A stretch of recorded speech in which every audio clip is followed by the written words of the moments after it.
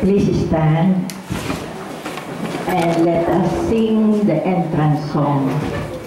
Enter, rejoice, and come in. Open your heart to the Lord. Today will be a joyful day. Enter, rejoice, and come in. Sing hallelujah.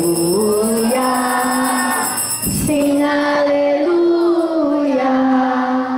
Today will be a joyful day. Sing hallelujah.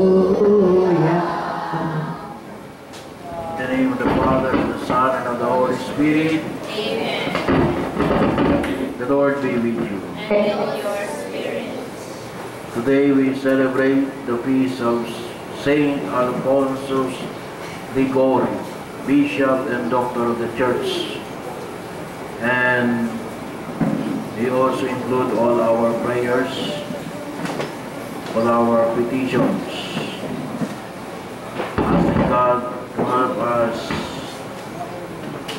make use properly of our treasures.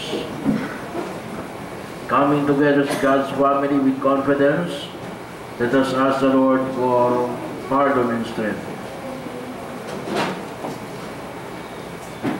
I confess to Almighty God And to you, my brothers and sisters, that I have greatly sinned in my thoughts and in my words, in what I have done and in what I failed to do, through my fault, through my most grievous fault. Therefore I ask Blessed Mary, ever Virgin, all the angels and saints, and you, my brothers and sisters, to pray for me to the Lord our God. Almighty God, have mercy on us, forgive us our sins, and bring us to everlasting life. Amen. Lord, have mercy. Christ, have mercy. Christ, have mercy.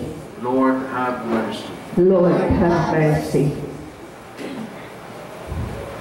O God, who constantly raise up in your church new example of virtue, grant that we may follow so closely in the footsteps of the Bishop Saint Alphonsus in his zeal for souls, as to attain the same reward that are in heaven. Through our Lord Jesus Christ, your Son, who lives and reigns with you in the unity of the Holy Spirit, one God, forever and ever. Please sit.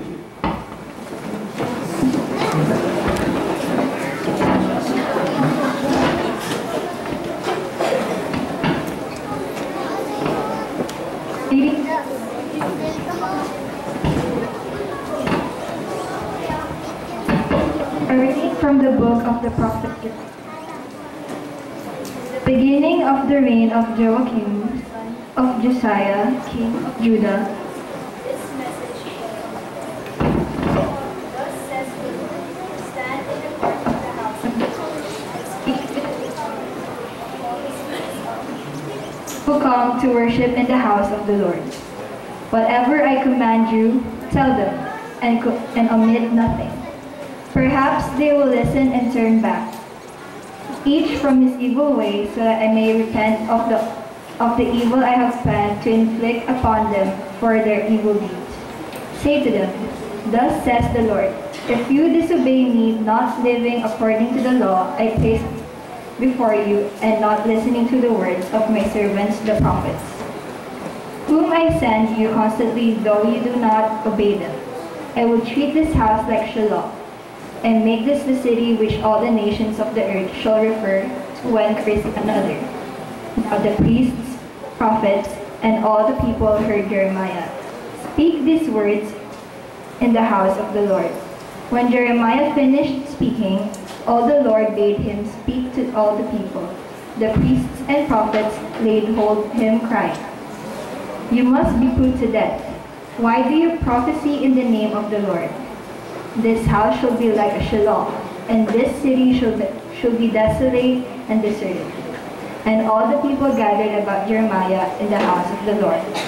The word of the Lord. Thanks be to God.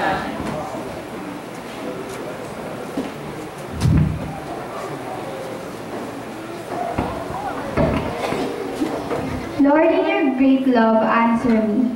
Lord, in your great love, answer me. Those outnumber the hairs of my head, who hate me without cause. Too many for my strength are they who wrongfully are my enemies. Must I restore what I did not steal? Lord, in your great love, answer me. Since for your sake I bear insult, and shame covers my face, I have become an outcast to my brothers, a stranger to my mother's sons, because zeal for your house consumes me, and the insults of those who blaspheme you fall upon me. Lord, in your great love, answer me. But I pray to you, O Lord, for the time of your favor, O God, in your kindness, answer me without your constant help. Lord, in your great love, answer me. Hallelujah, hallelujah,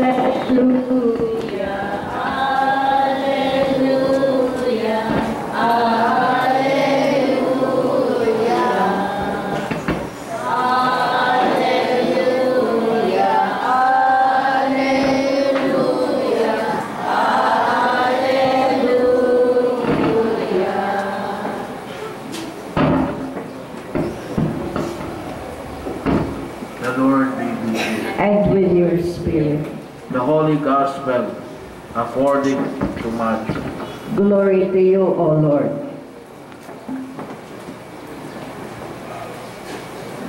Jesus went to his native place and spent his time teaching the people in their synagogue. They were filled with amazement and said to one another, "Where did this man get such wisdom and miraculous powers? Isn't this the carpenter's son?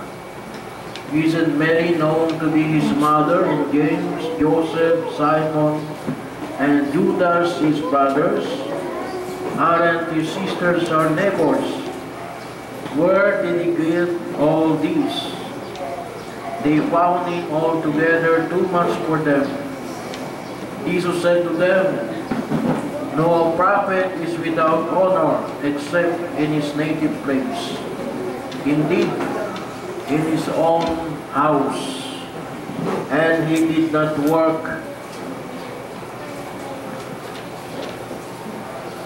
many miracles there because of their lack of faith. The Gospel of the Lord. Praise to you, Lord Jesus Christ. Please be seated.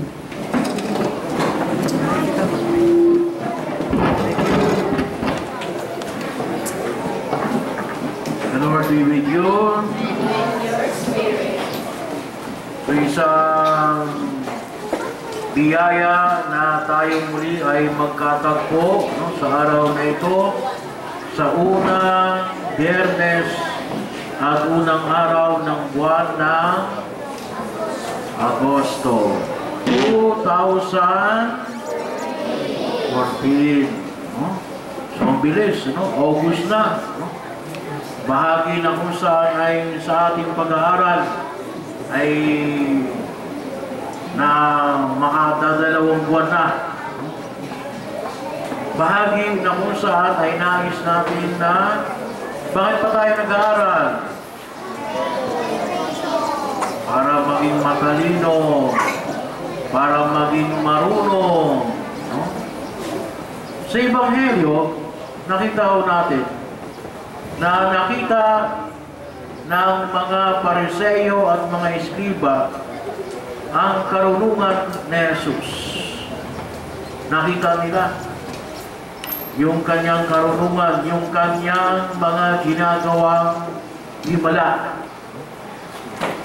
Noong nakaraang linggo, sino nagsimba sa iyo nakaraang linggo? Tapos ang kapay nagsimba sa iyo nakaraang linggo? Very good, no? Very good kayo nagsisimba pag araw ng linggo. No? bahagi ho ng ebanghelyo natin noong nakaraang linggo, kung maalala ninyo, well, yung parable, kuntusin dalawa, no? Parables of the treasure hidden in the mountain and the parable of the pearl. Ang talinhaga tungkol sa kayamanan na nakabaon sa bukid at ang kayamanan at ang talinhaga ng paghahari ng Diyos na inalintulad sa isang perlas, mamahaling perlas. Yun yung ibanghelyo natin. At kung makikita po natin, yung unang pagbasa noong nakaraang linggo, no, ay yung pag-uusap ni Solomon at ng Diyos Ama, ng ating Diyos. Kilala niyo ba si Haring Solomon? Kilala niyo ba si Haring Solomon? Sino si Haring Solomon? Hari ng mga ano yun? Hari ng mga kainong hari yun? Hari ba yun ng mga Espanyol? Hari ba yun ng mga Pilipino? Hari ng mga ano si Solomon? Hari ng mga Israelita. No?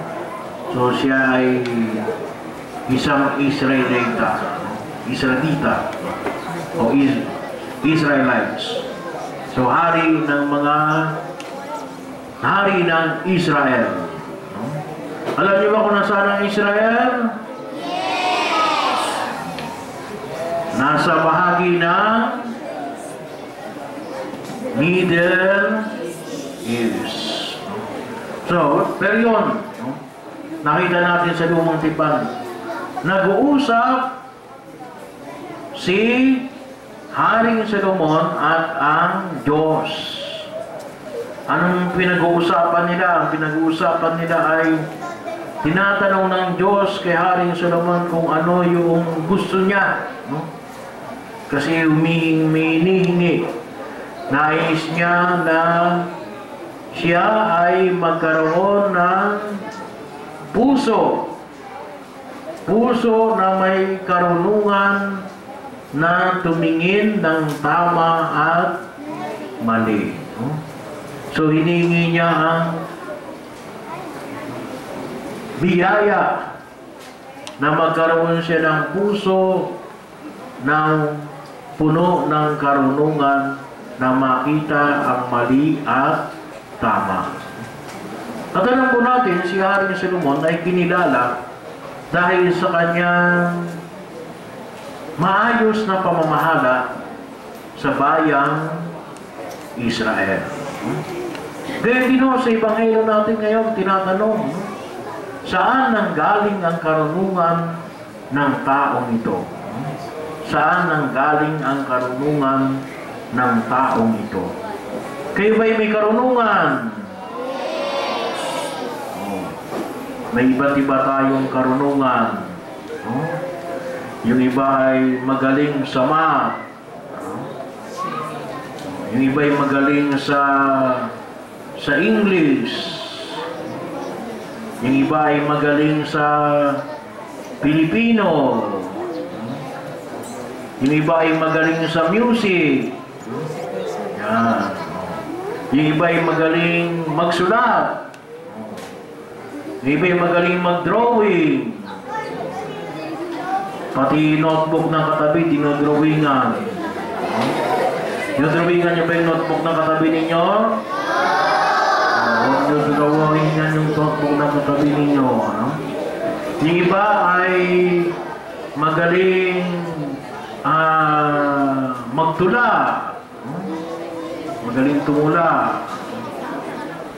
Yung iba ay magaling mag-recess. So may kanya-kanya tayong galing. No? Ay siguro, katulad din po siguro ni Jesus, ay tinatanong din tayo ng Diyos. No? Tinatanong din siguro tayo ng ibang tao. No? Kung minsan kapag nakikita na doon natin nakita yung galing natin, no? Ay maaaring itanong sa atin, no? Saan nanggaling ang inyong karunungan? No? Saan nanggaling ang inyong karunungan na gumuhit? Saan galing ang karunungan ninyo na magbilang? No? Saan nanggaling yung karunungan ninyo na sa wikang Ingles? No? Saan nanggaling ang inyong karunungan? Saan nanggaling ang inyong karunungan? Kayo din ay nag-aaral, no? Pero higit sa lahat, huwag natin kalimutan na ang ating karunungan ay galing saan? Galing higit una at higit sa lahat, galing sa Diyos. Kaya kapag nakikita natin yung ating galing, gamitin natin, ayusin natin. Kaya kinakailangan pag-aralan natin, linangin natin, i-cultivate natin, pag-ibayuhin natin. No? So kaya po kung kayo ay magaling sa math, no? Ay di, ang gawin ninyo ay asahin ninyo ang inyong sarili. No? Kumuha kayo ng mga kung tawagin po natin ay mga math problems at bigyan ninyo ng solusyon. So kinakailangan natin inahasa yung ating karunungan. Kung magaling kayo sa pagsusulat, sumulat kayo ng sumulat. Kasi doon makikita yung inyong kagalingan. Kinakailangan pag-ibayuhin ninyo, pagyamanin ninyo. Gamitin natin ng maayos. At katulad po ni Haring Solomon, yung kanyang hiningi sa Diyos, sabi nga ng Diyos ay, mabuti at yan ang hiningi mo. No? Hindi mo hiningi yung kapangyarihan na lipulin ng iyong mga kaaway. Hindi ka humingi na kung saan ay ng maraming pera. Ngunit ang hiningi mo ay karunungan na makita ang tama at ang mali. So ano man yung karunungan ninyo, una sabi yung nga ay sanayin ninyo. Sanayin ninyo. Meron tayong masabihan, practice. Anong susunod? Practice. Isa pa nga mga dito, practice. Kinakailangan i-practice para lalong gumaling, no? Yung inyong karunungan, no? Yung recess, hindi na kinakailangan i-practice yun, no? Palagi na yun, no? Yung iba, kinakailangan ninyong i-practice, no? Ano man yung inyong karunungan, no? Palaging sanayin ninyo ang inyong sarili, no? Yung mga nakikita natin ng mga taong nag-excel sa kanilang karunungan, ay hindi sila nagsawa. Hindi sila nagsawa ng pagpapayaman ng kanilang nalalaman. Maging ito man ay sa anumang uri ng biyaya na ipinagkaloob sa iyo ng Diyos. Katulad din po ni Jesus. Kahit na iba't ibang pagkilos. Anong sabi nga ko kay Jesus? Hindi ba ito anak ng karpentero? So kahit na po yung karpentero is a skill. Yung pagkukumpuni ng mga bagay sa bahay, yan po ay huwag nating maliitin. Yan pa rin po ay isang uri ng karunungan. Karunungan. Kasi kung walang karpentero, wala rin kayong bahay. So, kahit ano, yung iba sa inyo ay sa magaling sa electricity. Kaya, kinakailangan sanayin ninyo. Bakit? Kasi, practice. Yun siya yung una. Sanayin natin ang ating galing. At makita ko natin, ay kapag sinanay natin yung ating galing, marami tayong magagawa. At walang, kung tawagin nga po natin ay idle moments. Hindi ko natin pwedeng sabihin na ay tinatamad ako kasi wala akong magawa. Hindi. Marami tayong pwedeng gawin. At isa na nga po yun. Gumawa kayo ng pamamaraan na masanay ninyo ang itinuturing ninyo inyong galing. Kung magaling kayong kumanta, edi kumanta kayo ng kumanta. Kahit na sa bathroom. O kahit saan. So yun ang una. Pangalawa, para magamit natin yung ating galing ng higit na kalugod-lugod, ay katulad din po ni Solomon, na magkaroon tayo ng pusong marunong kumilala sa masama at mabuti. Yung pangalawa ay gamitin natin sa mabuti. Huwag natin gagamitin sa masama. Huwag natin gagamitin na makasakit ng ibang tao. Huwag natin gagamitin para mapahiya ang ibang tao. Huwag natin gagamitin para yung ibang tao ay masaktan. Huwag natin gamitin sa masama yung biyaya na ipinagkaloob ng Diyos sa atin. Palagi para sa kabutihan. Isipin natin, ito ba ay para sa kabutihan mo at sa kabutihan ng nasa paligid mo? Yun po nawa ang makita ho natin. Kinakailangan natin na ayusin yung lahat ng ating kagalingan. Kasi baka mamaya ay yung galing natin ay hindi na para tayo ay mapabuti. Baka mamaya yung galing natin ay para rin tayo ay mapasama. Mali. Hindi yan ang plano ng Diyos. Ang plano ng Diyos ay gamitin natin para sa ating kagalingan. Katulad halimbawa ng yung iba nag-cheating. So, yan ay galing din yan. Galing din yan na mag-cheating. So, yan ay paggamit ng karunungan sa mabuti ba o masama? Masama. May mga nag-cheating, magaling din yan. Biro mo, makapagtatago kayo sa inyong teacher. Kung paano kayo makapantaya. So, huwag natin kalimutan. Nagalit na galit tayo sa mga magnanakaw. Galit na galit tayo doon sa mga kumuha ng kayamanan ng bayan. Pero yan ay nagsisimula. Nagsisimula yan sa classroom kapag kayo ay nandadaya.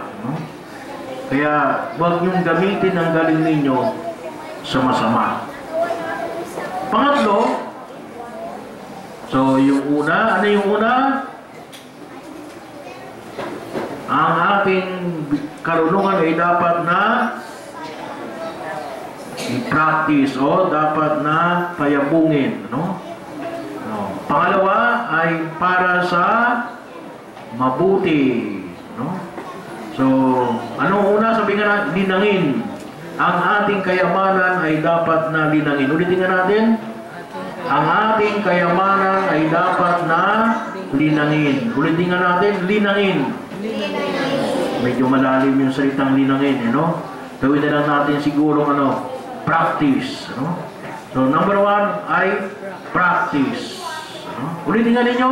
Practice. Pangalawa ay gamitin sa ulitin nga natin, gamitin sa mabuti. Pangatlo ay ano? Ibahagi.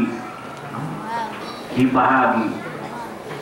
Anything is preordained to be shared. Yan po yung ating sistema ng daigdig na ito. Yung ating kayamanan, yung ating galing, ay hindi lamang para sa ating sarili. Yan ay para ibahagi sa iba. Kahit na po yung ating kalikasan ay nakaplano sa isip ng Diyos para ibahagi. Kasi kung ano mang galing ninyo, ay walang kwenta yan. Kung sa sarilinin lamang ninyo, walang papalakpak sa inyo.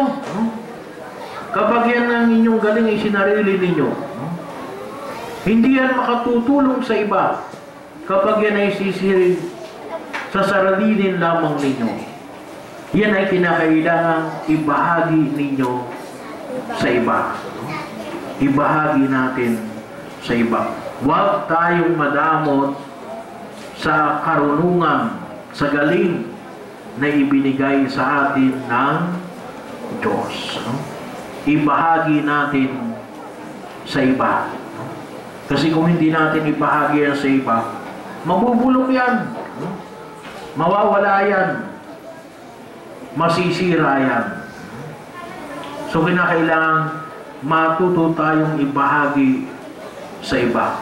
Kung ang galing ninyo halimbawa, kung galing ninyo halimbawa ay magaling kayong mag-drawing, ay pwede niyong gawin na birthday noong kaklase mo, no? Ay yung kaklase mo ay halimbawa ang kanyang paborito na cartoon character halimbawa ay si Spider-Man. Di mag-drawing ka ng Spider-Man, ibigay mo doon sa kaklase mo. So, matutuwa yung kaklase mo, nagamit mo yung iyong galing, na i-practice mo, at nagamit mo sa kabutihan. So yun, makita mo natin. At doon, kapag ginawa po natin yung tatlong ito, ay maliwanag ko na kung saan ay pinahalagahan natin yung biyaya na ito, na masabi talaga natin na pinasasalamatan natin ng Diyos sa ibinigay niyang galing o kayamanan sa inyo. So ulitin natin, ano?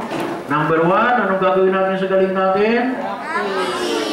Number 2, number 3, bahagi. So itilong natin sa harapan ng pong may kapal, at nawarin po sa tulong ni San Alfonso de Liguori ay pakinabangan natin ang karunungan at kayamanan na ipinagkaloob sa atin ng ating Diyos.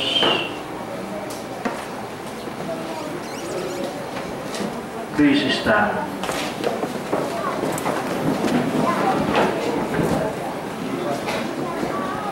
Let us pray to the Father of mercy and the God of consolation, who opened for us the heart of Jesus' infinite treasures of love. For our prayer, let our response be, have mercy on us, Lord. Please repeat. Mercy on us, Lord.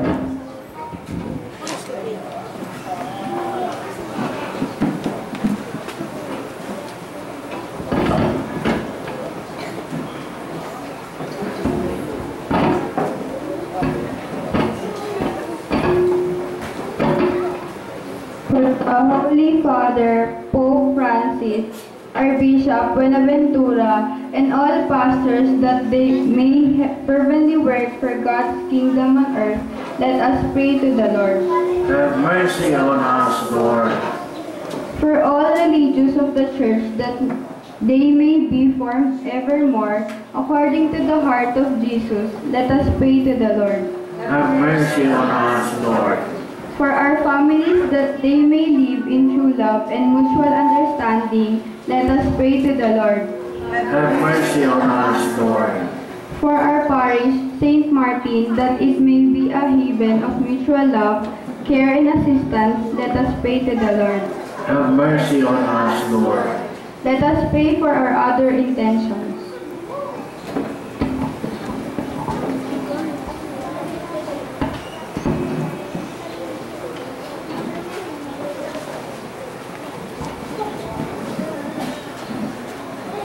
Almighty eternal God, your generous kindness goes beyond our merits and the boundless